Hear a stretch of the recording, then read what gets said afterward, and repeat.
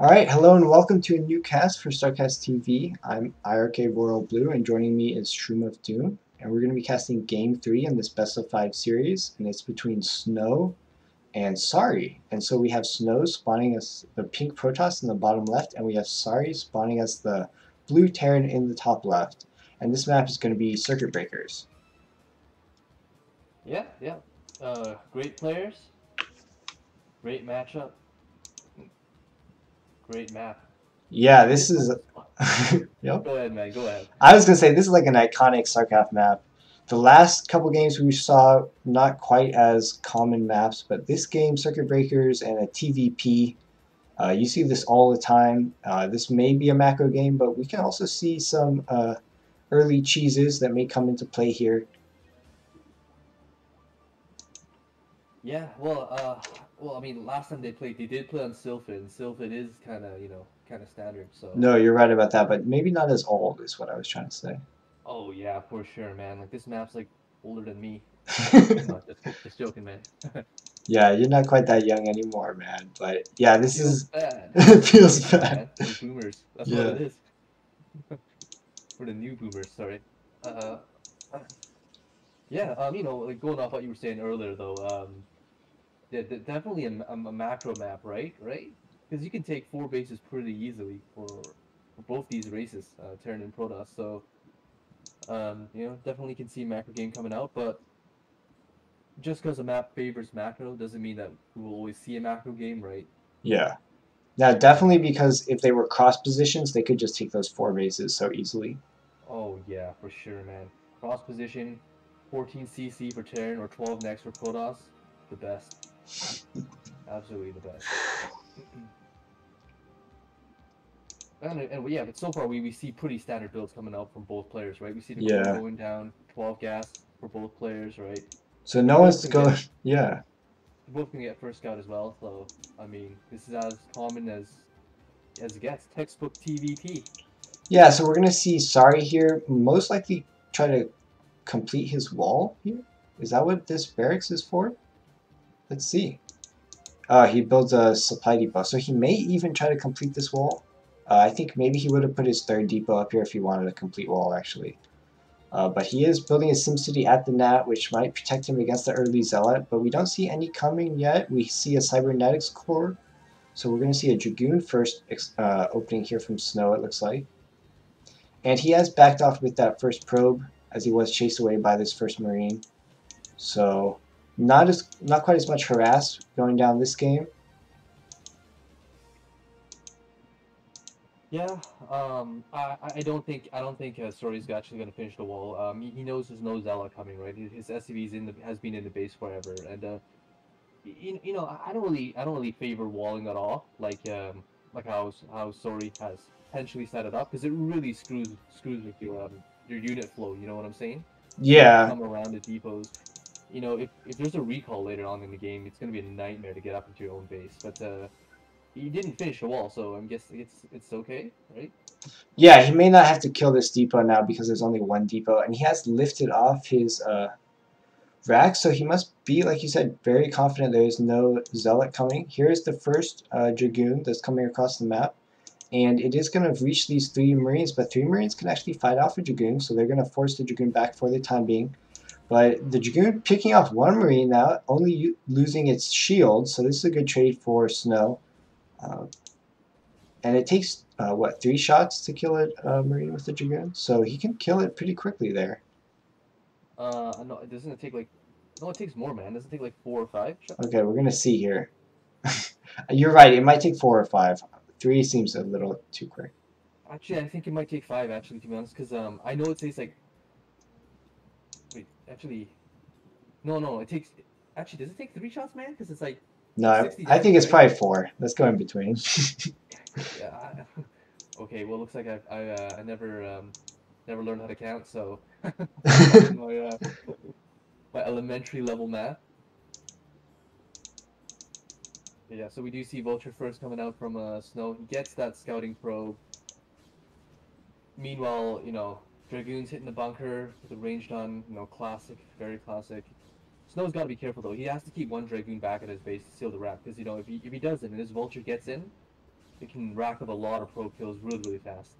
Yeah, we see this vulture out on the map, may come over here to Snow's base relatively quickly here, and Snow is not keeping any Dragoons back at his ramp, so this vulture might just be able to run by here. Yeah, it's a little bit risky, but looks like Sori's he's not going to try to run by, so well, is he going to try to run by? So he's just going to idle his vulture. Yeah, I think he must have seen here. These guys must know even. Okay, I only saw 3 Dragoons at the front. That means most likely he does have another Dragoon back at his base. So he does know that this Dragoon is out here chasing his vulture, so he has to keep it back. But he does lay mines, so he gets mines out, and he lays a mine at that 3rd base location. So he at least knows he's denied that base for now. But it could easily be cleaned up here, as we see robotics is already out and observatory on the way. And actually these Dragoons just trigger it themselves and take it out. So that was some nice control there by Snow. And more vultures being added into the mix. So Sorry again opting for a vulture heavy play here.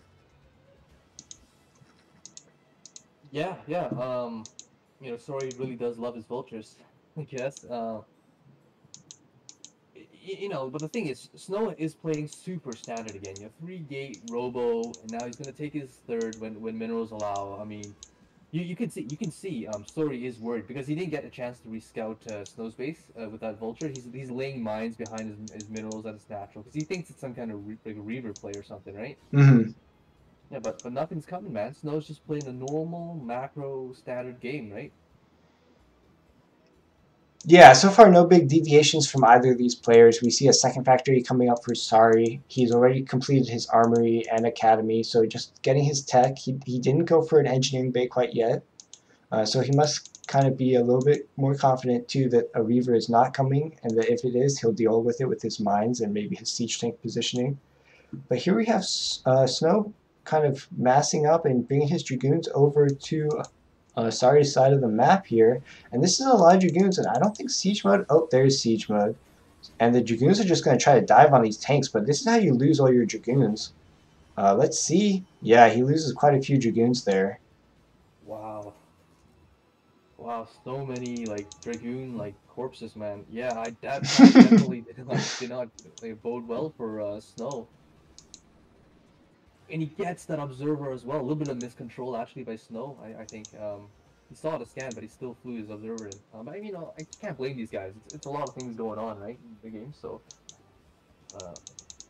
Yeah, that was just an unfortunate decision making by Snow. He saw the tanks were unsieged, but he attacked right as they were sieging up, and it cost him there. He didn't trade it nearly as effectively as he'd like. And yeah, losing that observer is also going to set him back because he doesn't quite know, I don't think, what Sorry is doing just yet. He's going to send in his 2nd observer now up to the, looks like it's going into the factory location, or he's actually just camping it outside the, outside Sorry's base.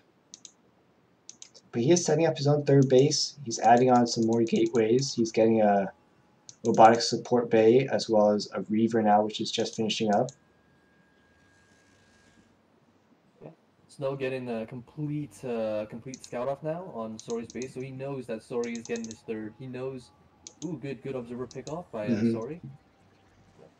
Anyway, yeah, Snow knows that it's not going to be something like a 2-base like play, like 6 factory plus 1 or a 5 factory push. So yeah, even though he lost the observer, you know, mission accomplished. Although, you know, it's always good to have an observer just outside the Terran base, just to see when the units are coming out, if vulture hit squad's coming out, exactly right. So yeah, it looks like we are gearing up to see a really standard, you know, PvP, very classic, you know, kind of like maybe like, you know, take 3 or 4 bases and push out, you know, and the Tauros takes like maybe like 5-6 bases and tries to defend, you know. Here we see a Reaver going into Sorry's base, and so it did sneak past one of the missile turrets, just going across the left side of the map. And now he is into the main, so he's going to land this Reaver and try to get some shots off on these SCVs. He actually does get quite a few SCVs there. And he's just picking off SCVs now. But the Goliath are here, and they're going to be able to do a lot of damage to this shuttle. And they take it out very quickly. But he's going to lose Goliath now to this Reaver, and a couple vultures now too. So ultimately, I think that's a decent trade for Protoss. Snow being very aggressive this game. That was definitely an aggressive move to bring your Reaver in that quickly. Yeah, I'm not sure if he had what's it called, the gravitronic boosters, thrusters, or whatever the thing that makes that like that shuttle fly faster. So Mm-hmm. you know, it was definitely a risk coming in like that. Trade wise, I feel it was okay. You know, he got a couple units, he caught a couple of SCVs. You know, a player of Snow's caliber though, I definitely like would have liked to see him get more kills. Again, you know, his micro is among the best in the world, Mm-hmm. right? But you know, decent. Looks like Snow is going to try to go for an attack in the third. Yeah, he's bringing his Dragoons up here with a few Zealots, but they don't look like they have leg speed. Here comes a shuttle as well. So Snow, actually his Dragoons bugging out and attacking the engineering bay. So this attack is not going to get anywhere. And so he's gonna have to pull back here. Yeah, this attack was shut down by Sorry. The Sim City, the turret placement, too good, and you know, I can't help but like wonder, is Snow being too aggressive this game? I mean, he's thrown away quite a few units, and it just doesn't seem like he's getting like the value he needs. I mean, just look at the supply, man. Look at the supplies right now for both players. When a Terran is close or up on supply on a Protoss, and it's still in the mid game, you know the Terran is doing well, right? Protoss should always be maybe like 30 supply up against Terran, right, in this matchup until they're maxed out. Yeah, we can even look at the base count here. Snow just finally now getting up a 4th base, and Sari's been on those 3 bases for some time now. So Sari has his mining basically been equal with the Protoss, so their supply's not too far apart right now. But Snow now taking a 4th and 5th base, so he's going to try to you know, skyrocket ahead as Protoss can sometimes do if they add on a bunch of expansions and gateways at the right timing. Still though, Sari's got his factories completed and he's getting his upgrades. Yeah, just as you were saying, the Protoss can get ahead by taking expansions, you can see like a huge explosion of gateways, like four more gateways coming down, and yes, Snow definitely trying to like kind of play like a bit of a catch up, you know, try and economically try to make a comeback, but I don't know if it is like too little too late. I mean, Sorry is actually up on supply against Snow now, and you know, I mean, is it too late? I guess it will come down to that one huge engage, you know, when Sorry hits his timing and when he comes out on the map, right? That will determine everything, basically. So Sari has a dropship. Yeah, I think you're right. It may come down to some late game big army movement, but Sari does have a dropship and he's coming across the map, but it may just get picked off by these Dragoons. He's laid some mines with his vultures and he did pick off some Dragoons there in the bottom right, and maybe he's denied this expansion for a little while, so this has been a good play from Sari. And now, knowing all the Dragoons are back, worrying about this dropship, Sari's actually using this opportunity to push out. And he's got his vultures way ahead of his tanks, actually. And he's forcing these Dragoons back. And these Dragoons might just walk over some mines here. They gotta be careful. Yeah, Sorry's pulling the trigger now. He's got his 2-1 upgrades, right? And he's a sizable army with comparable upgrades, comparable, army size as Snow does. So he's thinking that he can probably bully his way out on the map and beat Snow. And, you know, crucially, man, the Arbiter isn't out yet. The Arbiter isn't out yet, so, I mean, if there was a time for Sorry to attack, it's now.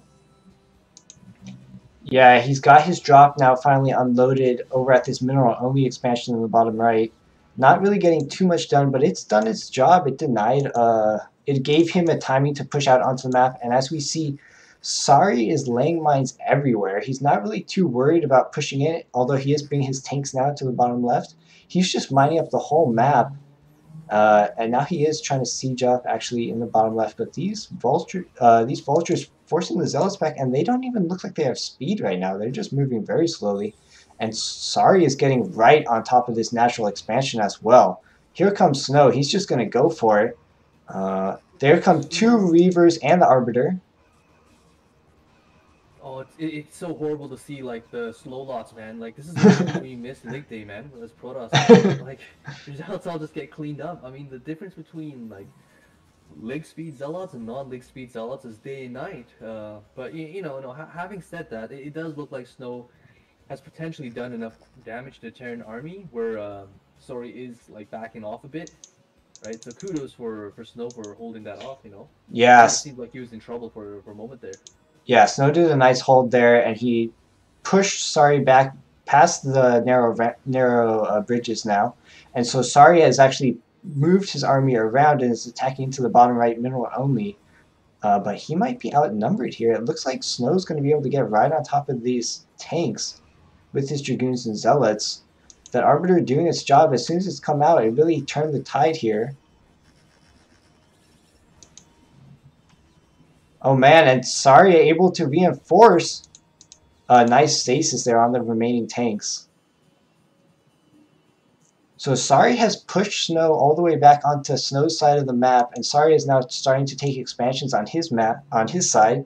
He's got up to 4 bases with a 5th almost done. Snow now trying to take the main in the bottom right, but kind of been denied as far as his expansion time. He hasn't taken a new base in some time. Right, I really feel like Sori has Snow on the ropes, and like Snow, but you know, just because Snow's on the ropes doesn't mean that he can't make a comeback. He has been successful in stopping every single big push Sori has done so far, right? And that's credit to him, man. That's credit to him. So definitely a chance for him to come back. You know, Protoss always has a chance to come back, I feel, in this matchup, right? With the mechanisms they have. But you know, I don't think it's pretty hard to deny, you know, that I do feel like Sori does have a bit of an advantage, right? Yeah, we can see even just the map control. Sari has mines everywhere, and they're especially on Snow's side of the map. So we can tell that just from that, Sari is in a good position as far as you know, map control. So that's a big factor, is positionally who has the bigger map control. And so actually though, at this time, Snow has snuck a Reaver and a Zealot into the expansion. Oh, and a big engage here at the middle with some Vultures and a Dragoon. But this drop over here did its damage. It took out all those SCVs at that base. Snow trading some Dragoons here, maybe not even able to pay as much attention to them because he is doing this harass, which now Sari is realizing and pulling back some Vultures to try to deal with it. Yeah, great multitasking from Snow. Absolutely beautiful. He must have got like 50 SCVs, man. He cleaned out the entire SCV line, right? You can see 12 o'clock and the 1 o'clock from Sori. There's no SCVs mining there, man. He, like, all of them were sniped. I mean, it still says that Sori has 64 SCVs, but wow, actually, you know what? I'm quite surprised that Sori still has 64 SCVs.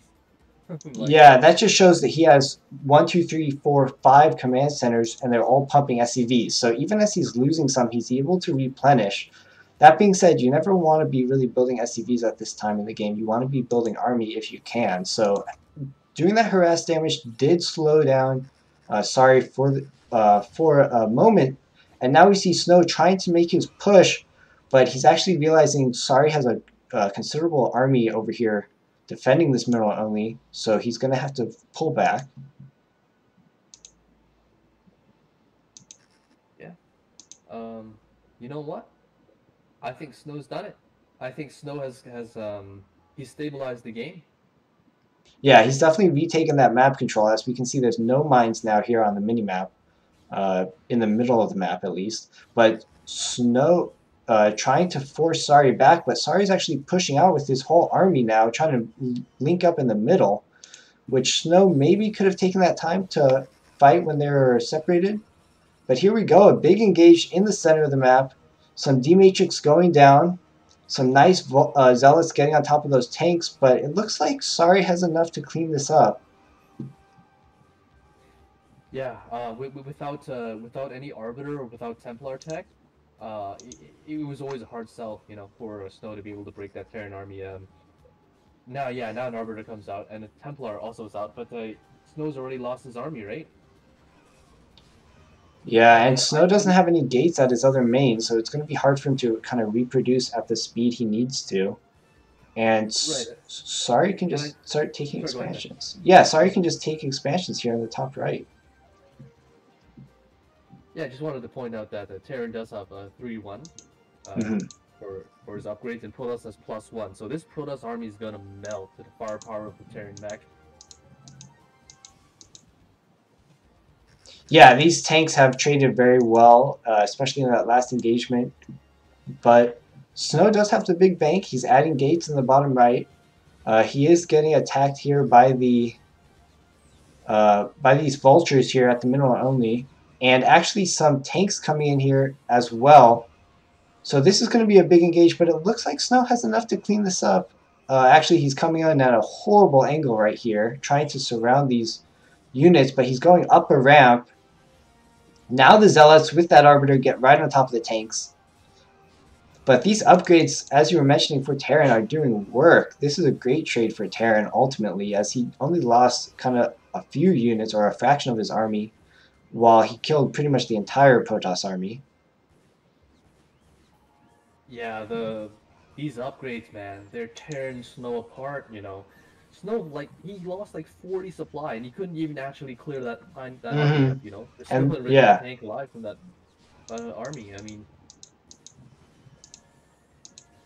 it's not looking good for Snow all of a sudden. I mean, it kind of felt like Snow, he had somewhat stabilized before he made that attack, you know, that split Terran army, right? Like, before that, his army was out on the map, and he was, you know, he was starting to push his agenda, so to speak, right? But he's lost the momentum again. Now it's the Terran doing the pushing, right? Yeah, you're right. Here we see, he's taking back map control. He's expanding to the top right, and he's pushing down into the bottom middle. And he's got control of this high ground area, which is going to be so hard for Protoss to break, as reinforcements are just trickling in here for Terran. And I think Snow is, you know, going to realize here his back's against the wall. There's not a lot of moves he has left. He's doing a huge counterattack here into top right with a few Zealots, a DT, and some Dragoons. But if he can't deal with this Terran army here that's knocking on his front door, it doesn't really matter what this counterattack does, even if he kills some workers, which it looks like he's doing here in the top right. Some vultures are heading over to clear it up. A shuttle comes out to try to engage that army at the high ground.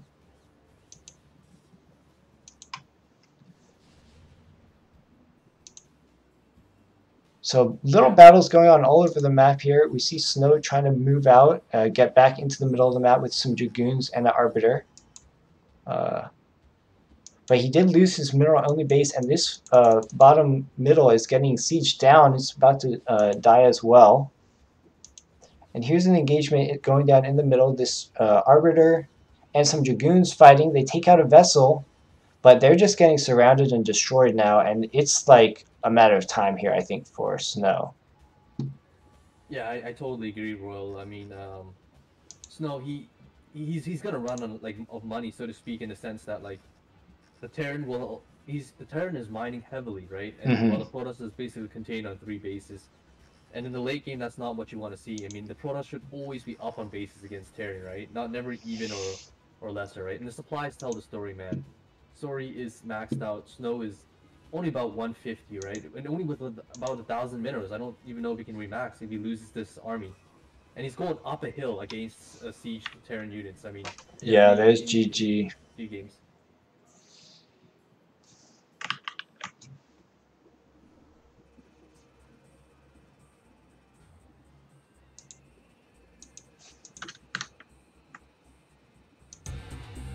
Alright, so we saw a nice defensive game there from Sari, and he was able to take game 3 from Snow. So thank you all for tuning in to this cast of StarCastTV. That's it from me, RoyalBlue, and my co-caster Shroom of Doom. And we will see you in the next video.